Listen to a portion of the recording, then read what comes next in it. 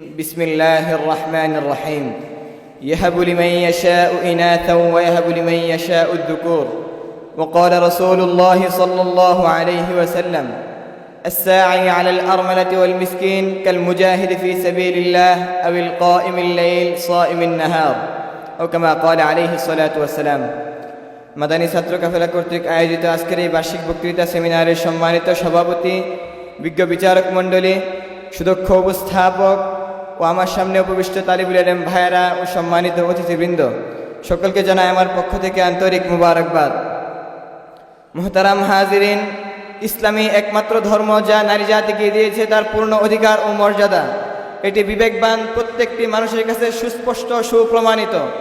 এতটা সত্ত্বেও পশ্চিমাদের পাঁচটা গোলাম কিছু জ্ঞানপাপী নাস্তিক ইসলাম প্রদত্ত নারীর সর্বোচ্চ অধিকার ও মর্যাদাকে নারীর বন্দিত্ব ও অধিকার হরণ বলে চালিয়ে দেওয়ার অপচেষ্টা করছে। পশ্চিমা সভ্যতার ভ্যাপনা করে নারী পুরুষের সমান অধিকার বলে চালিয়ে দেওয়ার হীন অপচেষ্টায় লিপ্ত। তাদের চোখে আঙুল দিয়ে ইসলামে নারীর অধিকার ও মর্যাদা দেখিয়ে দেওয়ার জন্য উন্মুক্ত দুটি বিষয় থেকে ইসলামে নারীর অধিকার ও মর্যাদা বেছে নিয়েছি।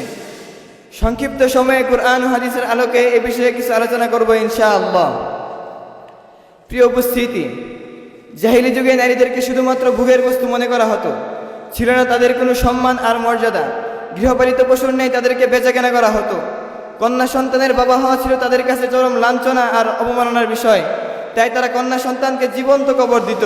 এদিকে ইঙ্গিত করে আল্লাহ তাআলা ইরশাদ করেন, وَإِذَا بُشِّرَ أَحَدُهُم بِالْأُنثَىٰ ظَلَّ وَجْهُهُ مُسْوَدًّا وَهُوَ كَظِيمٌ يَتَوَارَىٰ مِنَ الْقَوْمِ مِنْ سُوءِ مَا بُشِّرَ بِهِ أَيُمْسِكُهُ عَلَىٰ هُونٍ أَمْ يَدُسُّهُ فِي التُّرَابِ أَلَا سَاءَ مَا يَحْكُمُونَ। যখন কন্যা সন্তানকে জীবন্ত কবর দেওয়া হতো তখন রাসূল সাল্লাল্লাহু আলাইহি ওয়াসাল্লাম ইরশাদ করেন, মান ইয়ালি মিনাল বিনতানি শাইআন ফাআহসানা ইলাইহিন্না কুন্না লাহু সাতরাম মিনান নার। যে ব্যক্তির দুটি কন্যা সন্তান হবে এবং সে তাদের সাথে সদ্ব্যবহার করবে তাহলে তারা তার জন্য জাহান্নামের ডাল হয়ে যাবে। প্রিয় উপস্থিতি, স্ত্রী হিসাবে ইসলামী নারীর মর্যাদা সম্পর্কে কোরআনে ইরশাদ করা হয়, ওয়াআশিরুহুন্না বিল মারুফ ফাইন কারিহতুমুহুন্না ফাআসা আন তাকরাহু শাইআন ওয়াজআল আল্লাহু ফীহি খায়রান কাসীরা। অন্য আয়াতে ইরশাদ করা হয়, হুন্না লিবাসুল লাকুম ওয়া আনতুম লিবাসুল লাহুন। রাসূল সাল্লাল্লাহু আলাইহি ওয়াসাল্লাম ইরশাদ করেন, ইন্না লিজাওজিকা আলাইকা হাক্কান, নিশ্চয় তোমার উপর তোমার স্ত্রীর হক রয়েছে। শুধু তাই নয়, কোনো নারী যদি বিধবা হয়ে যায় তাহলেও এই নারীর দায়িত্ব বহন করতে হবে সরকারের।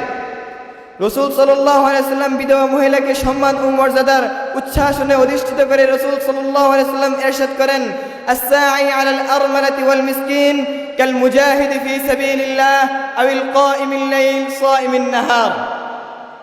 প্রিয় উপস্থিতি, মা হিসাবে ইসলাম নারীকে যে মর্যাদা দান করেছে এত মর্যাদা পরিবারের মধ্যে আর কাউকে দেওয়া হয়নি। রাসূল সাল্লাল্লাহু আলাইহি ওয়াসাল্লাম ইরশাদ করেন, আল জান্নাতু তাহতা আকদামিল উম্মাহাত। প্রিয় উপস্থিতি, জাহিলি যুগে নারীরা মিরাসের সম্পত্তি থেকে বঞ্চিত ছিল।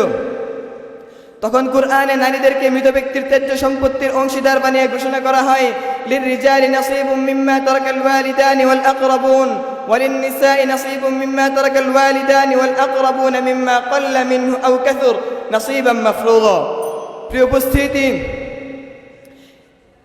ইসলাম নারীকে তার সম্মান স্বরূপ দিয়েছে পর্দার বিধান। ইরশাদ করেছে, ইয়া আইয়ুহান নাবিয়্যু কুল লিআজওয়াজিকা ওয়া বানাতিকা ওয়া নিসাইল মুমিনিন ইউদনিনা আলাইহিন্না মিন জালাবিবিহিন যালিকা আদনা আন ইউরাফনা ফালা ইউযাইন ওয়া কানা আল্লাহু গফুরুর রহিমা। প্রিয় উপস্থিতি, যদি কোনো নারী ইসলামের আইন মেনে না চলে, পর্দার বিধান মেনে না চলে এবং পশ্চিমা সভ্যতার ভ্যাপনাকে তাদের মডেল হিসাবে গ্রহণ করে নেয় তাহলে শত শত মানুষের সামনে তাদের দেহ প্রদর্শন করে আয় রোজগার করতে হবে, তাদের কোনো সম্মান মর্যাদা থাকবে না। প্রিয় উপস্থিতি, মহিলারা যদি পর্দা করে চলাফেরা করে তাহলে আমাদেরকে আর দেখতে হবে না ধর্ষণের করুণ দৃশ্য, পত্রপত্রিকা খুললে আর দেখতে হবে না ধর্ষণের করুণ খবর। আল্লাহ তাআলা আমাদেরকে সঠিক বুঝ দান করুক। ওয়া আখিরু দাওয়ানা আলহামদুলিল্লাহি রাব্বিল আলামিন।